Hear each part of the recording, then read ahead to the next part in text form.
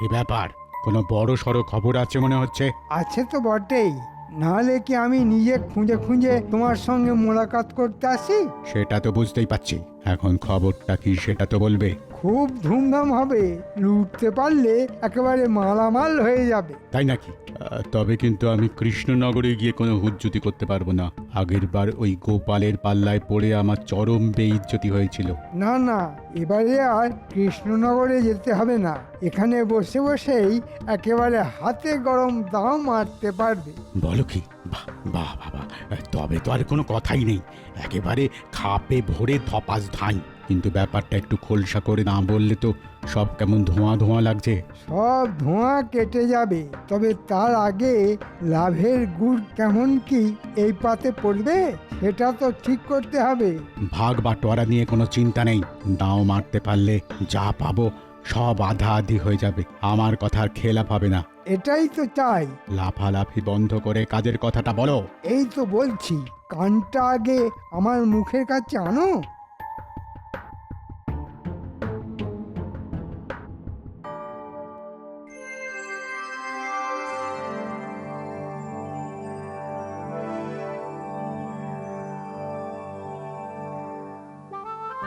সকাল সকাল মহারাজের এই হাসি মুখ দেখলেই না মনটা কেমন খুশি খুশি হয়ে যায়। এমনিতেই তো মহারাজের মনে এখন খুশির লাড্ডু গড়াগড়ি খাচ্ছে, তাই আমাদের মনটাও খুশিতে একেবারে ভরে যাচ্ছে।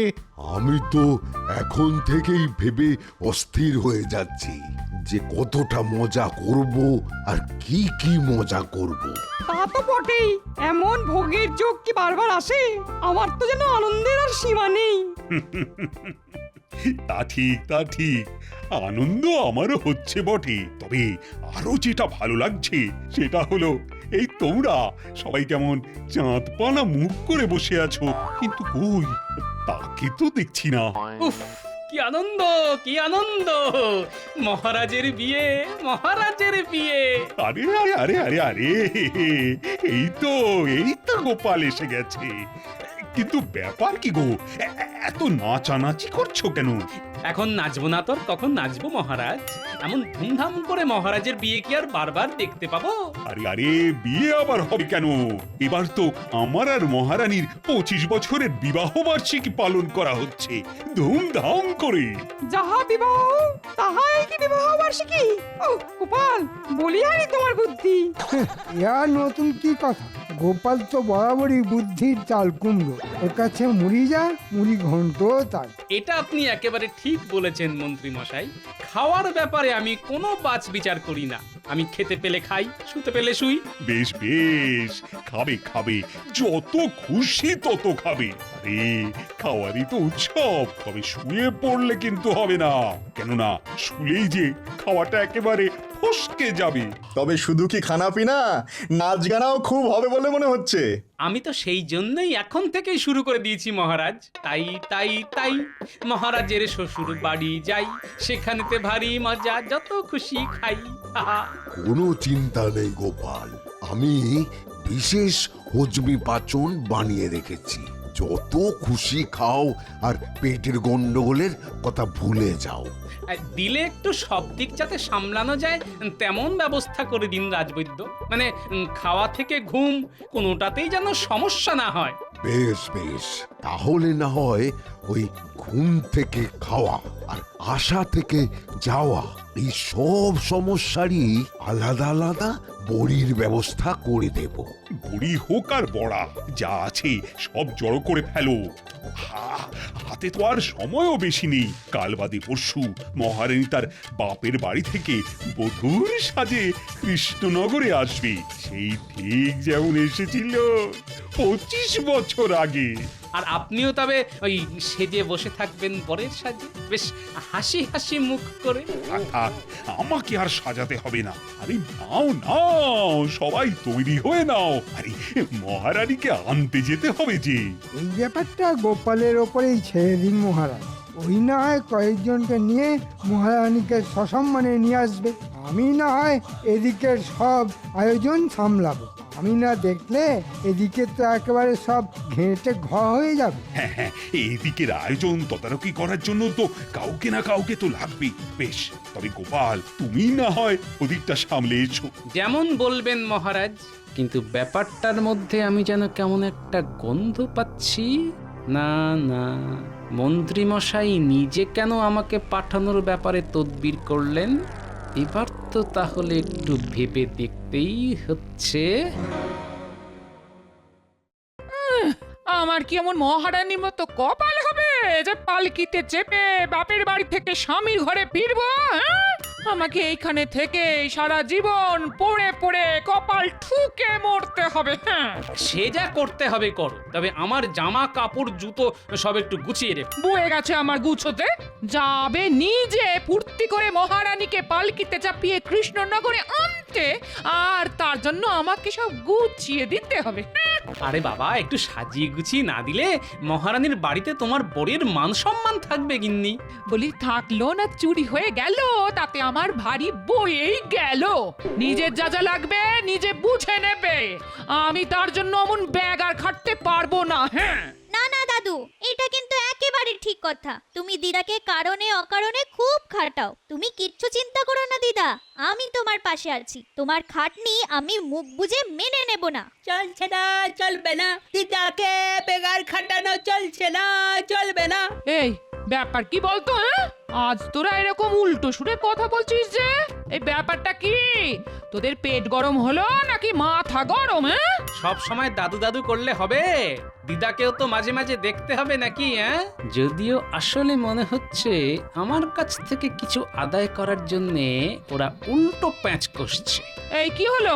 সবাই যে একেবারে মুখে কুলু পাটনি। হ্যাঁ, কি আর বলবো, রাজবাড়িতে কত হইচই হচ্ছে, দাদুর কি আর আমাদের কথা মনে পড়ছে?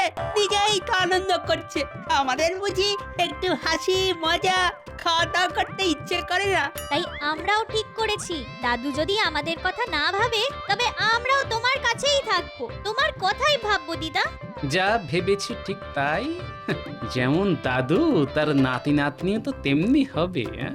উল্টো প্যাচ মেরে ঠিক আদায় করে নেবে। কি হলো? হ্যাঁ, যেই দেখছো ওরা দিদা দিদা করছে, অমনি তুমি মনে মনে বিড় করতে শুরু করে দিলে। হ্যাঁ, আর সহ্য হচ্ছে না বুঝি? হ্যাঁ, না তেমন কিছু না, তবে ভাবছিলাম ওই মহারানীকে নিয়ে আসতে কচি কাঁচাদেরও সঙ্গে করে নিয়ে যাব।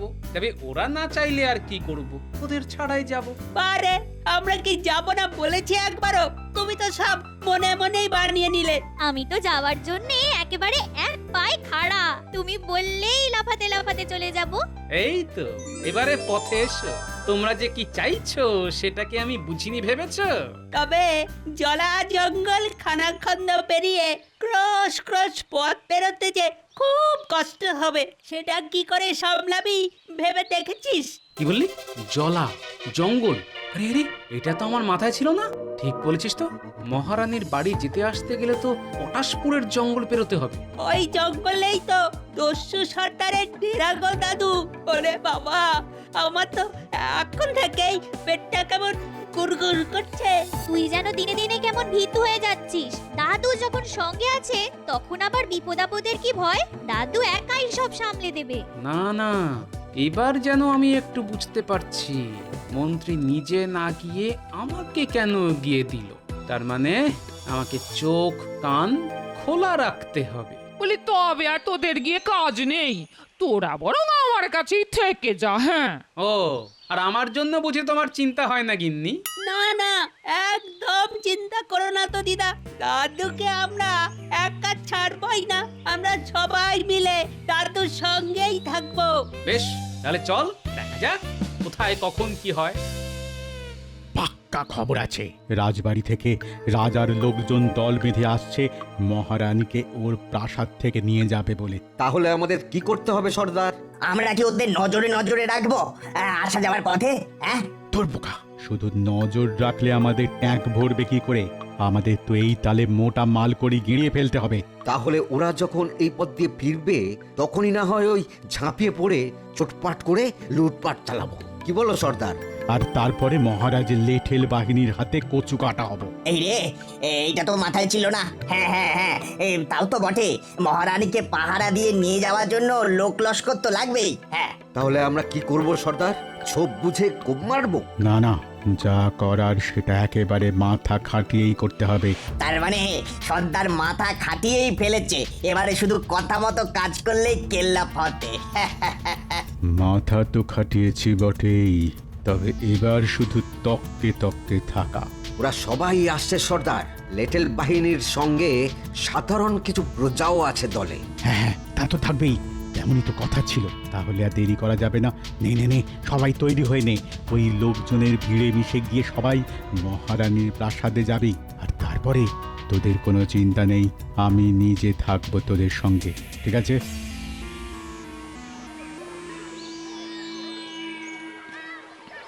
এই জঙ্গলটা পেরিয়ে যেতে পারলেই মহারানীর প্রাসাদে পৌঁছে যাও। পৌঁছে যাবো তো সেই কখন থেকে করছো, তারপর আবার হাঁটছো তো হাঁটছো।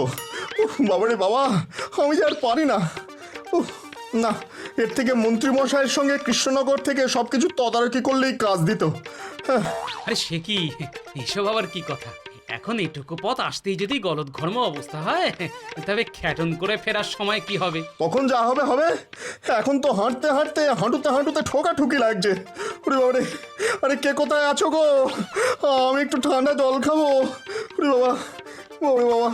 যার যা খাওয়া সেটা একেবারে মহারানীর প্রাসাদে গিয়েই খাবে। ততক্ষণে খিদেটা জমে একেবারে ক্ষীর হয়ে যাবে। হ্যাঁ, ক্ষীর হোক আর দুধ, খাতির ভালোই হবে। তবে গোপাল যেভাবে নিজেই দায়িত্ব নিয়ে আমাদের তাড়িয়ে তাড়িয়ে নিয়ে যাচ্ছে, তাতে মনে হচ্ছে আমার হাতের বালা লাঠিটাও তোমার হাতে দিয়ে দিই। হ্যাঁ দেখুন লেঠেল প্রধান, মহারাজ তো আপনাদের বাহিনীর সবার জন্যই এইরকম লাঠির আর বালার ব্যবস্থা করেছেন। বাকিদের জন্য যদি তেমন কিছু ভাবতেন, তবে সাজটাও জমতো আর আর হাতটাও বেশ ভরা ভরা লাগতো। কি করলে কি হতো সেসব কথা এখন থাক না ভাই। চলো চলো, আমরা মহারানীর প্রাসাদে যাই, চলো।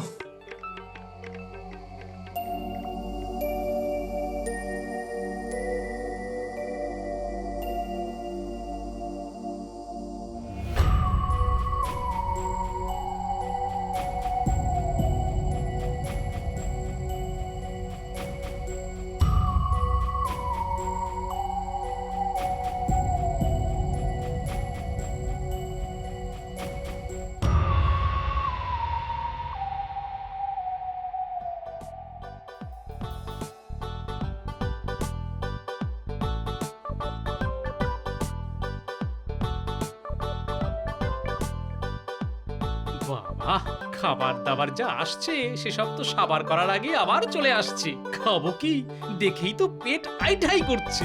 না না, আমি কষ্ট করে হলেও ঠিক খেয়ে নেবো। খাবার জিনিসে না বললে ঠাকুর রাগ করেন। হ্যাঁ, তবে আর কি, টক ঝাল মিষ্টি গুনে গুনে দু চারটি নয়, একেবারে বেশটি করে খান।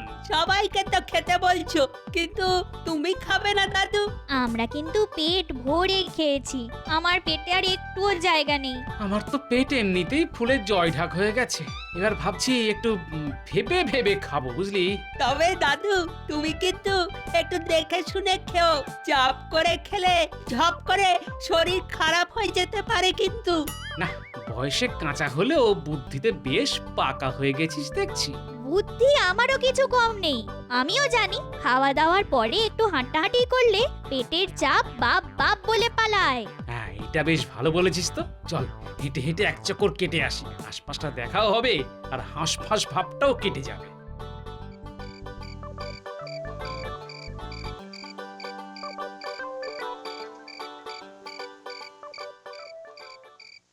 কি সবাই কি ঝুপ করে ঘুমিয়ে পড়লো নাকি? সব কেমন চুপচাপ হয়ে গেছে দেখো। তাই তো দেখছি, ওদিকে আমাদের লোকজনেরাই বা কি করছে কে জানে। কাল সকাল সকালই তো বেরিয়ে পড়তে হবে আমাদের। ওই তো ওদিকের ঘরটায় আছে বলে মনে হচ্ছে সবাই। চলো তো গিয়ে দেখি কি চলছে ওদিকে। কি আবার হবে, দেখবি হাঁক পাক করে খেয়ে লেঠেল আর লোক লস্কররা এখন নাক ডেকে ঘুমোচ্ছে।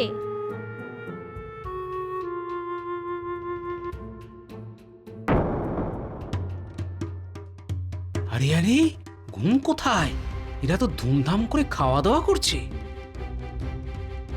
আমার যে একটা খটকা লাগছে।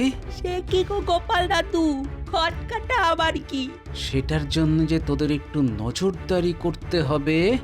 ওই দেখো দাদু, একজন আবার খাবার কোথাও সাবার করার মতলব করছে। সেটাই তো দেখছি। না না, আর দেরি করলে হবে না, তোরা ওর উপর নজর রাখ। আমি ততক্ষণ আমার মতো করে ঘুঁটি সাজাই।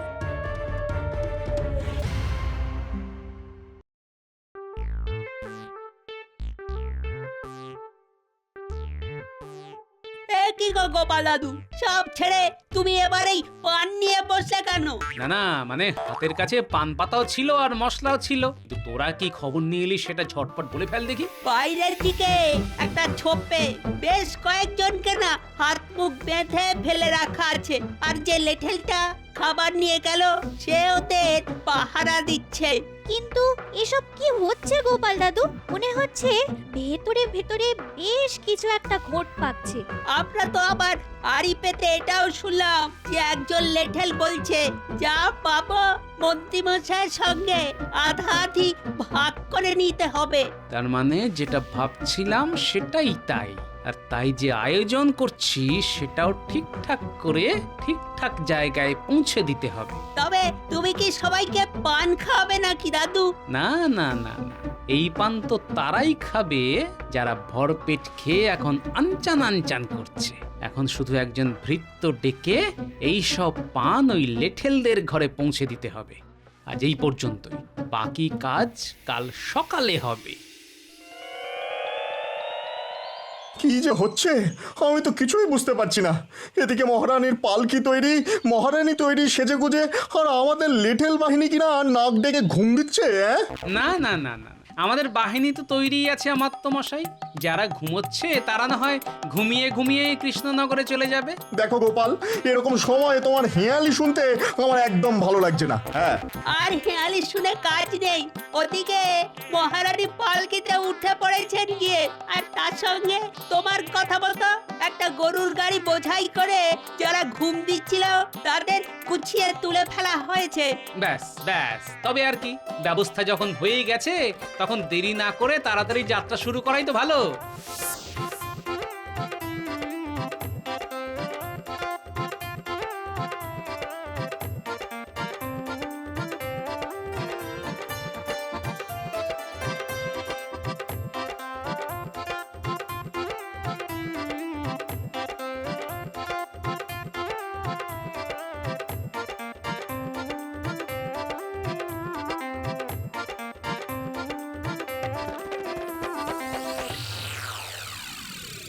ওহ, তাহলে গোপাল ঠিক ভালোই ভালোই সব কাজ গুছিয়ে সবাইকে নিয়ে ফিরে এসেছো। সে তো ফিরতেই হতো, নাহলে গোপালকে আর আপনার সামনে মুখ দেখাতে পারতো মহারাজ?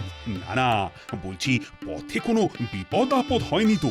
আর সেখানেও ব্যবস্থা সব ঠিকঠাক ছিল তো? আগে মহারাজ, হয়নি বটে, তবে বিপদ যাতে হয় তার জন্য তো সব রকম ব্যবস্থাই করা ছিল। তবে গোপালের বুদ্ধির জোরে সব বিপদ কেটে আমরা ঠিক হেঁটে হেঁটে ফিরে এলাম। সে কি? কিসের বিপদ? কেমন বিপদ? না না না না না, তোমরা আমাকে সবটা খুলে বলবে তো নাকি? খোলাখুলির আর কি আছে মহারাজ? এই তো দেখুন না মহারাজ, যা আনার সব তো একেবারে বেঁধেই এনেছি। আরে আরে আরে, এরা কারা? এ তো মনে হচ্ছে দস্যু সর্দার। আহ, একে আবার কোথা থেকে আমদানি করলে? বুঝুন তাহলে মহারাজ, গোপালকে একটা কাজ করতে বললে ও আর একটা কাজ করে বসবে। ওহ, কোনো কাজ করতে বললে যে একটু নিশ্চিন্ত হবেন তার উপায় আছে? না না না না না, মনে হচ্ছে এরাই গোলমাল পাকানোর মতলব করেছিল। না না, তেমন কিছু নয়, শুধু মহারানীর সঙ্গে নিয়ে আসা অলংকার আর মূল্যবান জিনিসপত্র লুট করার মতলব করেছিল। হ্যাঁ, বলো কি? সে কি কাণ্ড! আর সেটা গোপাল আগে ভাগে বুঝে গিয়েই ওদের উপকাত করেছে। রাস্তায় আস্তে আস্তে আমাকে সব গল্প বলেছে। হ্যাঁ, সে তো বুঝতেই পারছি, কিন্তু কিভাবে? ওরা আগে সাধারণ প্রজা সেজে আমাদের দলে ঢুকে গিয়ে পরে লেঠেলদের বেঁধে এক জায়গায় জড়ো করে, তারপরে লেঠেল সেজে ফেরার পথে আমাদের লুট করার মতলব করেছিল। সেসব কথা কি ওরা তোমার কানে কানে ওখানে বলেছিল নাকি গুল গল্প দেওয়ার জায়গা পাওনি? গল্পটা যে কি সেটা তো বাচ্চারা তককে তককে থেকে আমাকে ঠিক সময় বলেছিল। তার আগে অবশ্য রাতে প্রাসাদে যখন আমি ওদের লেঠেলের পোশাকে দেখি তখনই আমার সন্দেহ হয়, কারণ ওরা হাতের বালাগুলো পরতে ভুলে গেছিল, আর তাই দেখি আমার সন্দেহ হয়। তারপরে তুমি কি করে এদের পাকড়ালে গোপাল? সে তো আপনারই বড়ির গুণে রাজবৈদ্য। আপনি আর সব বড়ির সঙ্গে যে ঘুম পাড়ানোর বড়ি দিয়েছিলেন সেটাই গুঁড়ো করে পানের মধ্যে মিশিয়ে খাইয়ে দিতেই সব একেবারে ঘুমিয়ে কাদা হয়ে গেল। তবে ধরা যখন পড়েছে তখন শাস্তি তো পেতেই হবে। 7 দিন ধরে বেটাদের আচ্ছা করে দুবেলা কান ধরে ওঠবোস করাবো আমি। দেখি দেখি কেমন লুট করার ফন্দি আঁটে আবার। যা দেবেন দিন, তবে শাস্তির অর্ধেকটা কিন্তু মন্ত্রী মশাইকে দেবেন। কেন? এর মধ্যে আবার মন্ত্রী এলো কোথা থেকে? মন্ত্রী মশাই তো এই লুট করার মতলব এঁটেছিলেন, আমাদের জঙ্গলে গিয়ে সব বলে এসেছিলেন, আর কথা ছিল আমি যা পাবো তার অর্ধেক ভাগ উনি নেবেন। এসব হাবিজাবি কথায় একদম বিশ্বাস করবেন না মহারাজ, সব মিথ্যে কথা। কথা যখন হয়েছে তখন মিথ্যে হোক বা সত্যি, শাস্তি তো ভাগ করে নিতেই হবে মন্ত্রী মশাই। ছি ছি ছি ছি মন্ত্রী, তোমার পেটে পেটে কিনা এই মতলব ছিল? না না না না, তোমাকেও শাস্তির ভাগ পেতে হবে, কোনো ছাড়াছাড়ি নেই। এবারের মধ্যে ছেড়ে দিন মহারাজ, এমন আর কোনোদিন হবে না। আমি এই নাক মুলছি, কান মুলছি মহারাজ, আর কোনোদিন হবে না। যত যাই করো না কেন আমি কোনো কথা শুনছি না। তবে আমার বিবাহ বার্ষিকী যাতে মাঠে মারা না যায় তার জন্য গোপাল যা করেছে তার সত্যি কোনো তুলনা হয় না। আর সেই জন্য মন্ত্রীকে শাস্তি দেওয়ার পাশাপাশি গোপালকে আমি বিশেষ পুরস্কার দেব। মহারাজের বিবাহ বার্ষিকী জমে একেবারে ক্ষীর হয়ে গেল।